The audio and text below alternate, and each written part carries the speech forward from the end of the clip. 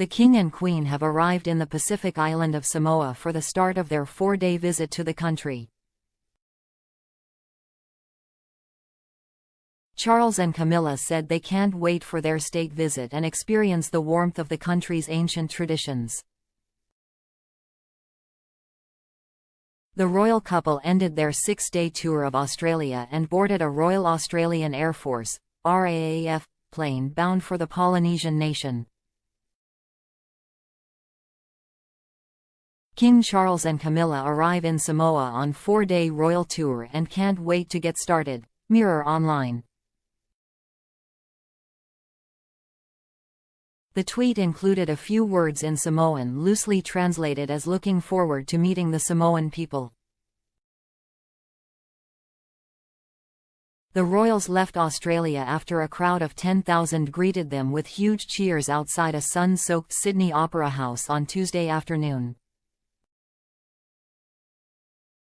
Buckingham Palace officials were deeming the 6-day visit a success after the royals were largely welcomed by communities and large crowds across Sydney and the capital Canberra. A lone Aboriginal Australian senator shouted at the King and Queen during their visit to Parliament House in Canberra on Monday, accusing them of genocide before being escorted out the building. Lydia Thorpe was widely criticized by politicians across the divide as well as local Indigenous leaders for her outburst. Palace sources said the king was unruffled by the protest and was very much looking forward to their visit to Samoa, for the Commonwealth Heads of Government meeting, CHOM, which has the theme One Resilient Common Future. The King is head of the Commonwealth and for the first time will preside over the gathering of presidents and prime ministers, and formally open the event, which will be attended by Prime Minister Sir Keir Starmer. Charles deputized for Queen Elizabeth II during the last CHOM staged by Rwanda in 2022 and in Samoa will be joined by Foreign Secretary David Lammy.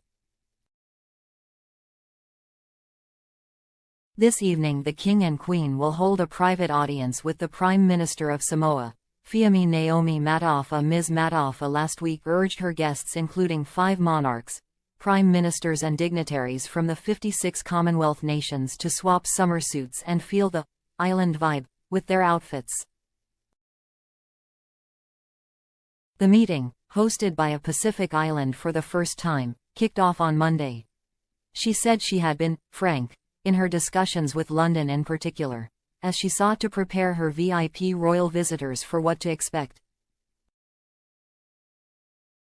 "I had an audience with the King," she said of their meeting at Buckingham Palace earlier this year.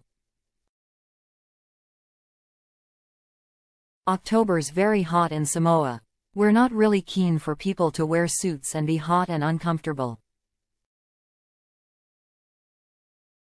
You know, we want to encourage more of an island vibe, but just because it's an island doesn't mean we're on holiday.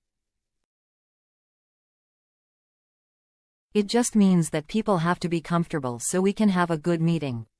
The King is unlikely, however, to ditch his suits after attending a community barbecue in Sydney yesterday, Tuesday, where he got involved in a sausage sizzle, flipping bangers on the grill, a suit and tie.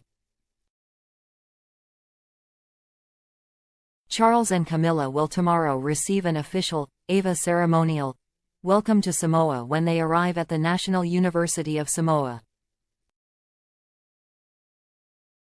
They will be presented with ceremonial garlands before watching the ceremony, where afterwards the monarch will be offered a drink, made from the root of the plant said to produce sedative, anesthetic, and euphoriant properties. At engagements on the island in the day, Charles and Camilla will be introduced to the heart of Samoan culture, where the Chief of Mota'a will bestow a High Chief title to the King. Ever keen to highlight the importance of climate change, the King will hear about the importance of the community-led efforts to restore and protect the marine ecosystem. More than 70% of the island's population and infrastructure are located in low-lying coastal areas. Projected sea level rises and coastal erosion could lead to the loss of land and property and dislocation of the island inhabitants, if urgent action is not taken.